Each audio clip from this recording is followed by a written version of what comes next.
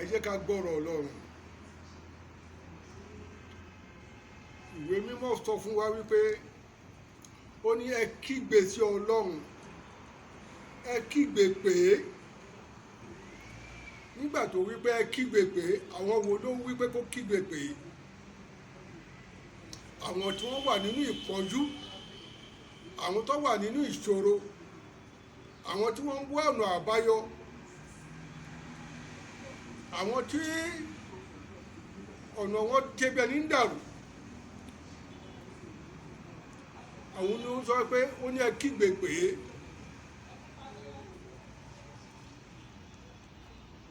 Ta ni àbá kígbe pè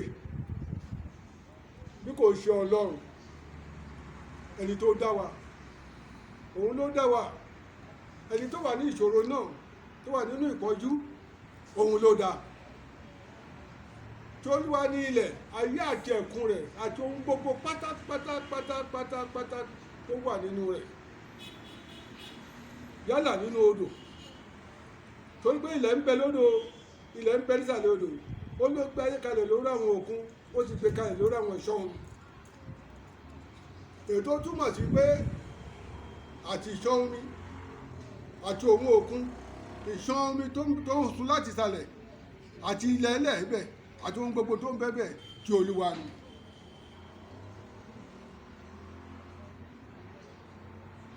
Nítorí náà ló ṣe jẹ́ wípé téèyàn bá ní ìṣòro tó bá kígbe pé Ọlọ́run, tó pé òun ló lè gbà wá, òun ló olùgbàlà.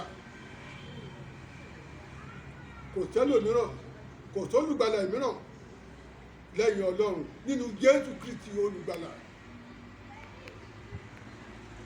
Nínú Jésù Kristi olùgbàlà. Nítorí pé Jésù Kristi ni èdìdí wa. Òun la fi ṣe ìgbàlà fún wa. Òun la fi ṣe ìràpadà fún wa. Òun la fi ṣe ògo wa. Láìsí Jésù kò sí ìgbàlà. Láìsí Jésù kò sí ìràpadà. Láìsí Jésù kò sí ìyè. Nítorí náà ó ní ká kígbe pé ó máa gbọ́. Kò kí ń ṣòrìṣà tí kò létí, kò kí ń ṣòrìṣà tí kò lójú, kò kí ń ṣòrìṣà tí kò lẹ́sẹ̀, kò kí ń ṣòrìṣà tí kò lápá, bẹ́ẹ̀ ni kò kí ń ṣafẹ́fẹ́ tí kì í gbọ́ràn. Òun lọ́ba tó rìn lórí afẹ́fẹ́, òun lọ́ba tó jókòó sórí òbìrí ayé. Tó ta bá kígbe pé ó máa gbà wá. Ìwé mímọ́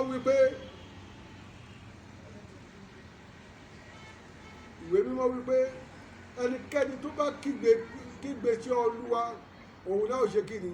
Òun náà gbàlà. Gbogbo ohun tó dé bá wa lórí àlàyé, ó jẹ́ ká mọ̀ pé kò sólùgbàlà mìíràn. Gbogbo ọ̀rọ̀ coronavirus èyí tó ṣẹlẹ̀, a ti mọ̀ dájú sí pé kò sí alágbára kan ní ayé yìí àfi Ọlọ́run. Òun ní ìṣolórí láwùjọ ọmọ ènìyàn. Àtàláwọ̀ funfun o, àtàláwọ̀ blue o, àtàláwọ̀ red o, àtàláwọ̀ black o, àtàláwọ̀ whatever. Olúkálùkù ti mọ̀ sí pé Ọlọ́run ni Ọlọ́run. Àwọn tó mọ̀ Ọlọ́run pé Ọlọ́run ni Ọlọ́run, àwọn ò lè kígbe pé Ọlọ́run.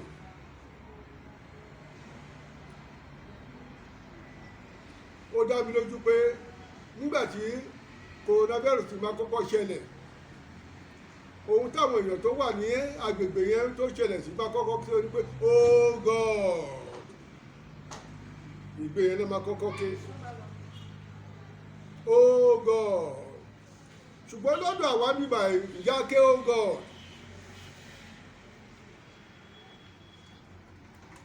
Ké oh God. Ké pé Ọlọ́run. Kàkà bẹ́ẹ̀ ìtìlá sí ọ̀nà mọ́ Ọlọ́run.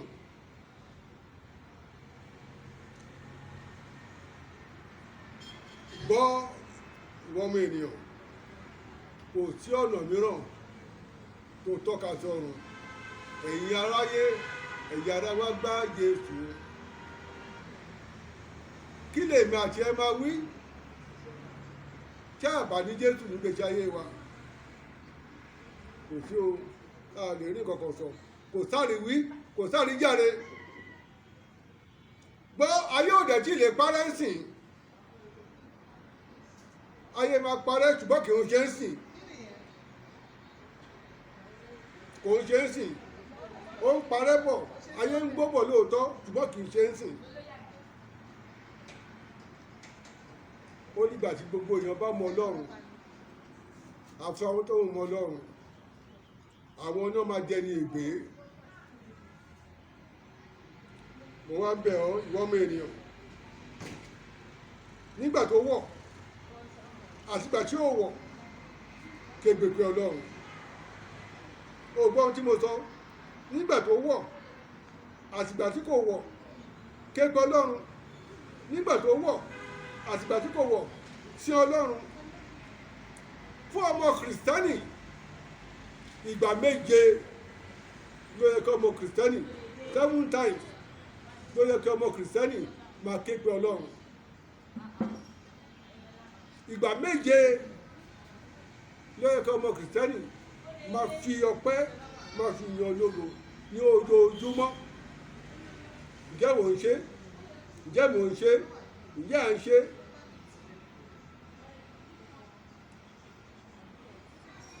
Tó bá yá, a máa bèèrè pé ṣọ́lọ́run wà, ṣọ́lọ́run ò sí, ṣé gbà kan yìí?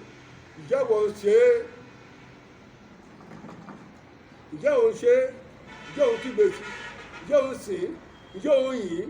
Ǹjẹ́ òun dúpẹ́ fún? Ǹjẹ́ òun pè é? Ǹjẹ́ òun bá sọ̀rọ̀? Kò sọ́nà mìíràn, a gbọ́ tó bá pè é, a gbọ́ àdúrà ẹ̀. Gbogbo aládùúrà pé Olúwa Ọlọ́run ọba láyé, ọba tó ní ayé àtòun ọ̀run, kó jọ̀wọ́ náà nú láàrẹ̀ nípa oore ọ̀fẹ́ ìgbàlà ọwọ́ ọ̀tún rẹ̀, kó rán àánú tí ayé. Àmín. Kó rán àánú tí Nàìjíríà. Àmín Jésù. Kó rán àánú tí Celestia. Àmín Jésù. Nítorí pé ìjọ náà ni yóò ráyé mọ́. Kó rán àánú sí Celestia. Àmín. Kó rán àánú sí Lagos State. Àmín. Kó rán àánú sí Redeemed Parish. Àmín Jésù. Kó rán àánú sí oníkọ̀ọ̀kan wa tó wólẹ̀. Àmín. Gbogbo oníkọ̀ọ̀kan wa kó rán àánú sí wa. Àmín Ká rá Jésù. àánú rẹ̀ gbà. Àmín. Ká bójú rẹ̀ pàdé. Àmín. Ìkórè ọmọdé a ò lè ṣe é, ṣùgbọ́n Ọlọ́run mọ̀ sí. Ọpẹ́ ní fọ́lọ́run. Ó Hallelujah. kà wá yẹ lọ́dún tó ń bọ̀. Àmín Jésù. Ògo rẹ̀ kó fara hàn. Àmín. Lórúkọ Jésù. Gbọ́ àdúrà. Àmín. Àmín. Àmín ní orúkọ Jésù. Tẹ́ bá ní ìbéèrè ẹyọkan àbí méjì, ká sáré béèrè, ká sáré sọ. Hallelujah. Hallelujah. Mo ń bọ̀.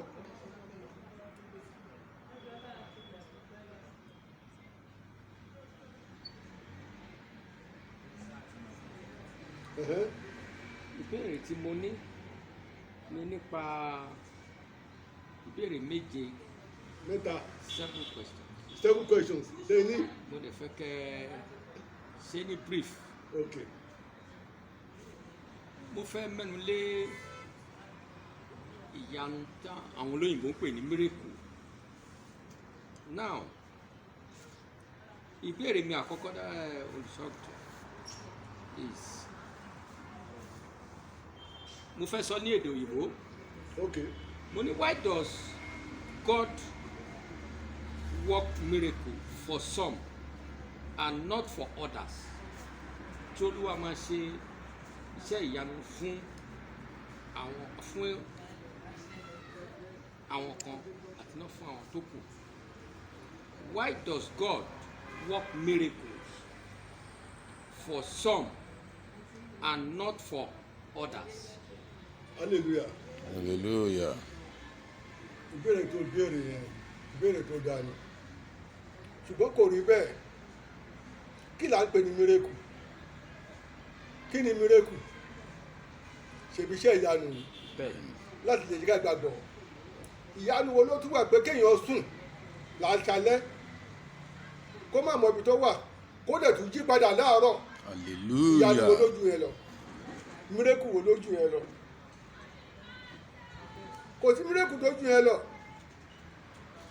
Kò dẹ̀ sí ẹni tó ń sùn tí ò kì í jí àfàwọn tó bá ti fẹ́ kú. So Ọlọ́run ò ṣe partiality, gbogbo ènìyàn ló ń sùn, kò sẹ́ tó kì í sùn. Gbogbo ènìyàn dẹ̀ ló ń jí, kò sẹ́ tó kì í jí. So mírèkù yẹn kò pọ̀ síbi kan, kò pọ̀ síbi kan rárá. Àyàfẹ́ tó bá jẹ́ pé onítòhun ò tó. Ta ló kí mímí afẹ́fẹ́? Ta ló dá afẹ́fẹ́ tó lè di afẹ́fẹ́ mú tó dẹ̀ mímí ẹ̀? Àbí? bẹ́ẹ̀ni Táwọn òyìnbó téèyàn bá sick tó bá wà lọ hospital tó bá ní pé wọ́n fẹ́ fún ní hydrogen carbon àbí kí ló ń pè àbí oxygen, wọ́n náà fẹ́ fún lọ́sígìn láti pé ó mọ iye tó máa san, ṣùgbọ́n ilé tí wọ́n mí èlò ló san, bàbá èlò ló san. Ó rí pé mírèkù ńlá ni kéèyàn máa mí kó dẹ̀ má rí afẹ́fẹ́ yẹn, mírèkù ńlá ni. Ẹ̀yin ọmọ Ọlọ́run ẹ gbàgbọ́ pé Ọlọ́run ò fi iṣẹ́ ìjáfara, kò lè ṣojú ṣáájú fún ẹnì kankan. Gbogbo èèyàn ayé pátápátá lórí gba mírèkù Ọlọ́run. Yes, ìkejì. ẹ ṣe gan sa.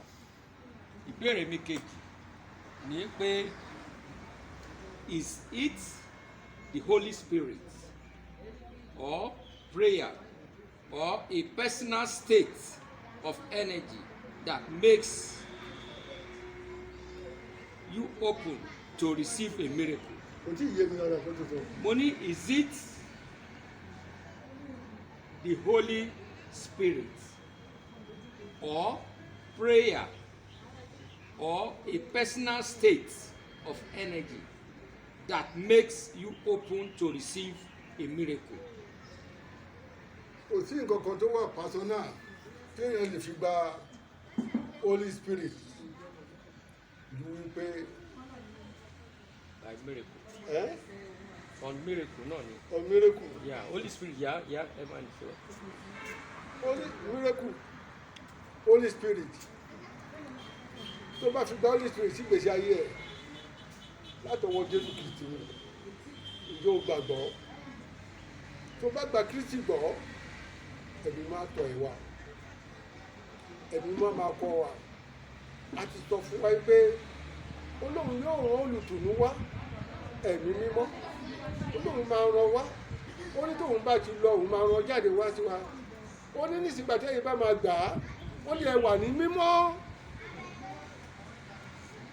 ẹ wà ní pípé, ẹ wà ní ìbámu. Kò tí ẹni tó ní spirit òkìlì kò lè bá ṣiṣẹ́ tó bá ti jẹ́ mímọ́, tó bá ti pé níwájú Ọlọ́run, tó bá ti ń ṣe ẹ̀tọ́ níwájú Ọlọ́run, tó bá ti ń pa ìlànà mọ́, kò tí ẹni tó ní spirit kò lè bá ṣiṣẹ́.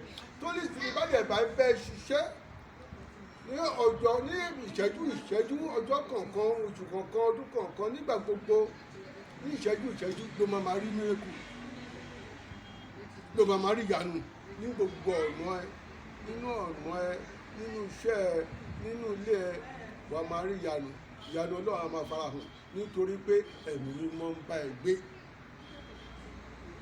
Yes. Hallelujah, ẹ ṣe gan sa. Ṣé mo dáhùn question yẹn dáadáa? Bẹ́ẹ̀ni. Okay. Then eléyìí tí mo fẹ́ béèrè nípa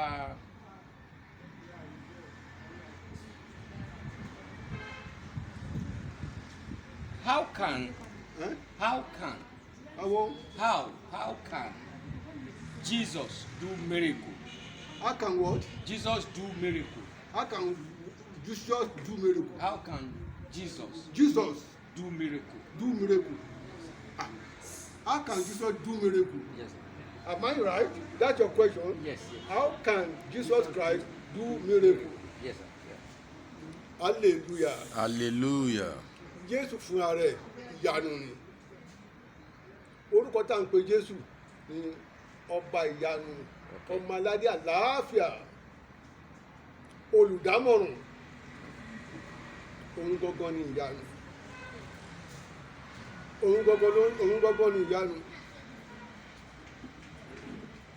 Jésù sọ fún wa ó lè ní á ṣe ju bí mo ṣe ṣe lọ, ẹ ó ṣe ju bí mo ṣe ṣe lọ bí ẹ̀yin bá ṣe kí ni, bí ẹ bá gbàgbọ́,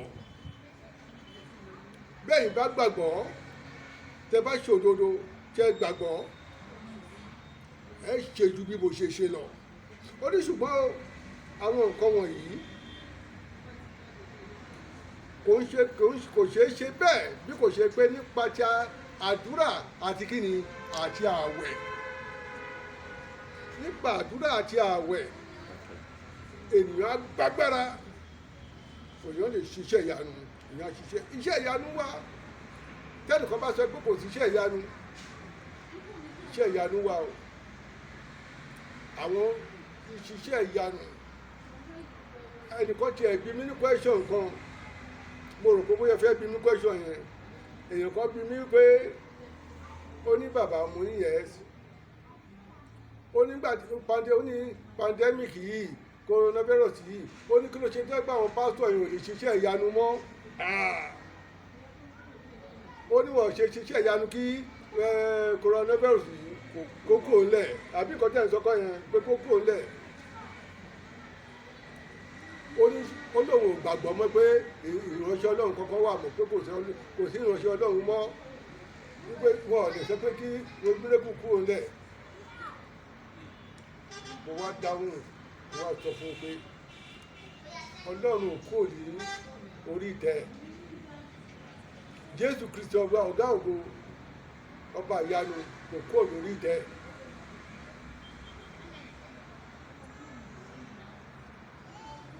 Coronavirus tó ń ṣẹlẹ̀ tí gbogbo èèyàn ń kígbe, ó ń ṣe Nàìjíríà nìkan ló ti wà, Nàìjíríà kan ló ti bẹ̀rẹ̀. Àìmọ̀kan wa ló jẹ́ kí Nàìjíríà ó wọlé wà nípa àìmọ̀kan wa, nípa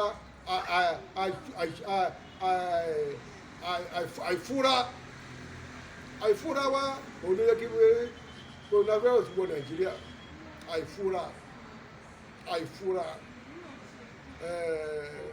Yorùbá dẹ̀ sọ pé ìfura ni oògùn àgbà. Ògbà tí ẹ bá ti ní ìfura kò sóògùn tẹ́ fẹ́ lò, nítorí pé ẹ̀ ní ìfura ló jẹ́ ìfura àìsí, òun ló jẹ́ kó wọlé wá. Hallelujah. Ó dẹ̀ ń ṣe pé bóyá kò sí mírèkù, ó tẹ bá fọwọ́ ayé fà mírèkù ló fẹ́ mú kúrò. Hallelujah. Pandemic tó lè ṣẹlẹ̀ yìí, ọ̀rọ̀ coronavirus yìí, Ọlọ́run gbà láyè kó ṣẹlẹ̀. Hallelujah. Kí ni mo sọ? Ọlọ́run gbà láyè kó ṣẹlẹ̀. Nítorí kí ló dé tọ́lọ́run ṣe gbà láyè? Ọlọ́run sọ nínú ìwé mímọ́, ó lè mí àmì ayé, ó ní màá mi ayé, ó ní màá mí. Ó tún wá sọ nínú ètò kejì, ó tún wá dẹ̀wọ̀n lọ́nà kejì, ó ní màá mi ayé, ó ní ṣùgbọ́n ó ní nísinsìnyí kò ń ṣe ayé nìkan lòun tún máa mi mọ́, màá mi ayé, màá tún mi ọ̀run. Ó ní Olúwa ló sọ bẹ́ẹ̀. Ọ̀rọ̀ coronavirus Ọlọ́run gbà láyè láti fi mi ayé, kí àwọn ohun tí kò dúró ṣinṣin, kí àwọn ohun tí ò dúró ṣinṣin kó lè ṣe kí ni, kó lè kúrò, ká lè mú ọ kúrò. Kò yẹ nǹkan tí mo sọ, kò yẹ. Ohun tí Ọlọ́run lòun á mi ayé, kí àwọn ohun tí kò dúró tó ṣe é mì, ká lè ṣe kí ni, ká lè mú ọ kúrò.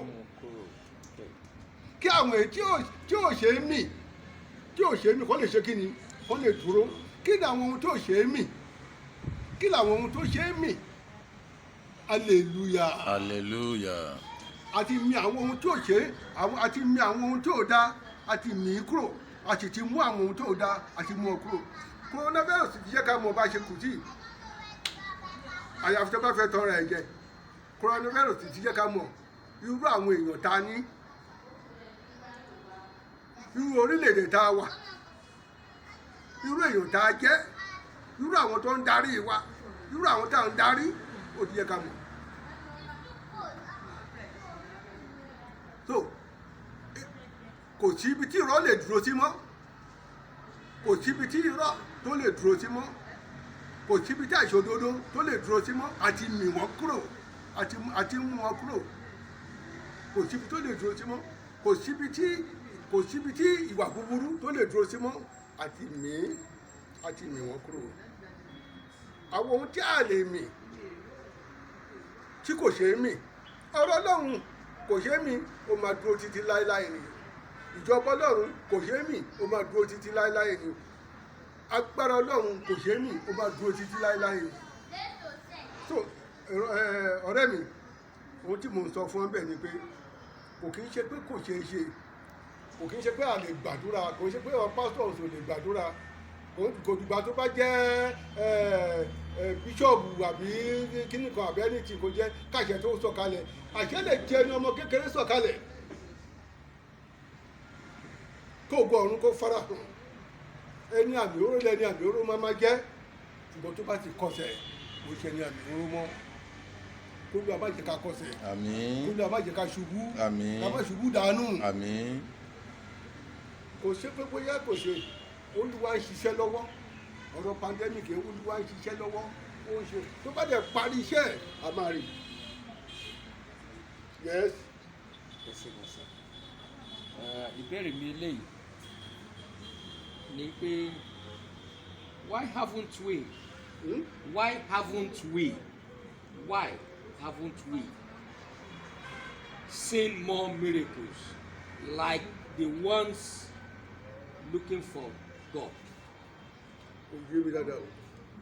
pé kí ló dé tá ò rí ìyanu ṣe gẹ́gẹ́ bí ẹnìkan tó ń wo ojú Olúwa, and that's why haven't we seen more miracles? Okay, why haven't we seen miracle from those who are seeking the favour of God? God, exactly.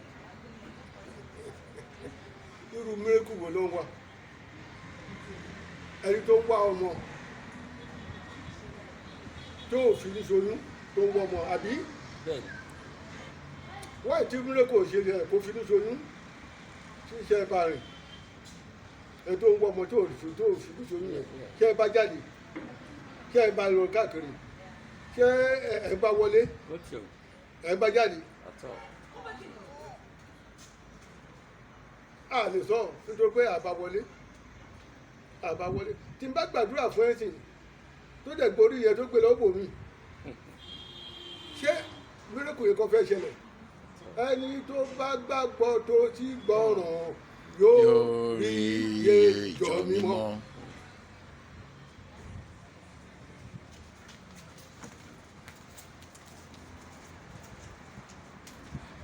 ó tàn, kò sí pé a lè sọ pé mírèkù ló sí, ṣe bá nǹkan lóyún, ṣe bá nǹkan bímọ.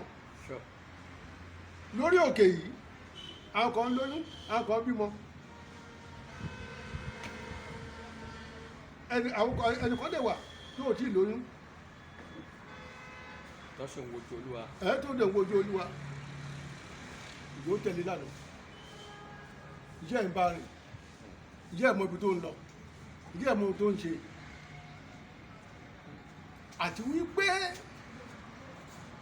tó bá jẹ́ ẹni tó dúró ṣinṣin tí àkókò rẹ̀ bá tó gẹ́gẹ́ bí ìlànà Ọlọ́run, gẹ́gẹ́ bí ìlérí Ọlọ́run, tí àkókò rẹ̀ bá tó, a sọ fún Sárà pé níwòyí àmọ́dún ìwọ yóò fi ọmọ ṣeré. àti sọ pé Sárà nísinsìnyí wàá fọmọ ṣoyún, àtọ́ bẹ́ẹ̀ o. ní ìwòyí àmọ́dún, ní àkókò rẹ̀ tó bá tó, wọ́n yóò fi ọmọ ṣe kíni, yóò fi ọmọ ṣeré. ní àkókò rẹ̀, níwòyí àmọ́dún wàá fọmọ ṣeré. àsọ pé nísinsìnyí ẹnikẹ́ni tó bá gbàgbọ́ tó ti gbọ́ràn àrí iye ìjọ mímọ́. èmi mọ̀ pé nínú ìjọ mímọ́ kò sí àgàn, a kì í yàgàn bẹ́ẹ̀, ó lè pẹ́ bọ̀tí a kì í yàgàn ìjọ mímọ́, á bí ọmọ jáde. ó lè pẹ́, tó bá lè rìn, tó bá lè ṣe òdodo, kó tẹ̀lé ìlànà Ọlọ́run, kó dẹ̀ gba Ọlọ́run gbọ́, kó gbàgbọ́, kó má tún gbé lọ, kó má lọ jẹ, kó má lọ mu. á rí ìjọ mímọ́. ẹ ṣe mo dúpẹ́ sá àwọn question mi kàn ṣe pé bíi mélòó kan Okay? but this very one ni pé does everyone have the gift of healing? The gift of healing. Mo ní ṣé does anyone has the gift of healing? Ṣé gbogbo èèyàn ló ná fún ní ẹ̀bùn àti máa àti heal ṣe ìwòsàn? àti ṣe Ṣé gbogbo èèyàn, ná fún ẹ̀. gbogbo pásítọ̀ ná fún àbí? Mo ní does everyone have the gift of healing? Any pastor? Hallelujah. hallelujah, Ẹ̀mí mímọ́, ẹ̀mí mímọ́, ẹyọ kan ni. Ẹ̀bùn ìwòsàn, ẹ̀bùn ìríran, ẹ̀bùn àṣẹ, ẹ̀bùn kíkàwé, ẹ̀bùn méje gbogbo ẹ̀ tó wà yẹn. Láti ara ẹ̀mí mímọ́ ni. Èyí tá fún Táyé ó yàtọ̀ sí èyí tá fún Kọ́yìndé. Èyí tá fún Kọ́yìndé ó yàtọ̀ sí èyí tá fún Dòwú. Èyí tá fún Dòwú ó yàtọ̀ sí èyí tá fún Dògbé.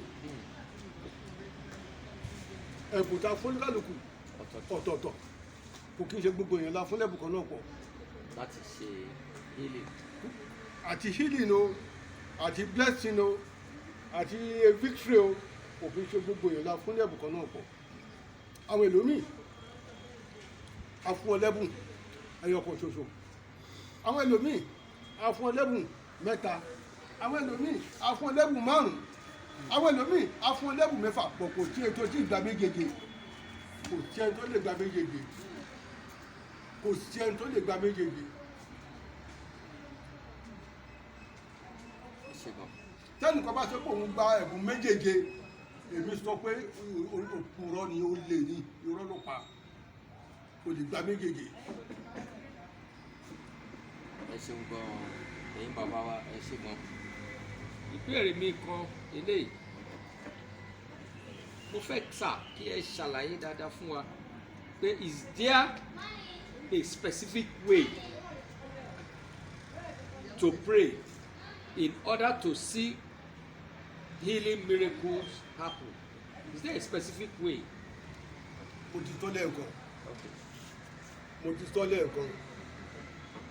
Ipò tó bá máa gbàdúrà, tó bá fẹ́ kí miracle ṣẹlẹ̀, is by prayer and fasting. Alàgbà, is by prayer and fasting. That is the only way. Tó bá lọ tán nǹkan kan lá, àwọn lọ gba nǹkan kan, àwọn lọ ṣẹ́jú nǹkan kan, wàá jẹ ìyà ìlọ́jọ́ kẹyìn. The only way to see miracle is by prayer and fasting and worship. But méjì tí Bíbélì sọ nìyẹn. Torí ẹni tí ò bá sin Ọlọ́run á sin òrìṣà. Méjèèjì tí Ọlọ́run sọ nìyẹn. àdúrà, Hallelujah. hallelujah, Hallelujah. hallelujah, àdúrà. Àdúrà. ẹ ṣe gan. Ká gbàdúrà. bẹ́ẹ̀ ni Okay. ẹ ti dáhùn gbogbo ìbéèrè wa so inú wa dùn and we are very happy so ẹ ṣe ẹ pẹ́ fún wa sà so ẹ fún wa ládùúrà Jèhófà, mímọ́, Jésù Kristi, mímọ́ Michael mímọ́, mímọ́ Bàbá mímọ́, kábíyèsí a dúpẹ́, a ti gbọ́rọ̀ rẹ fún aláya ìgbàṣe.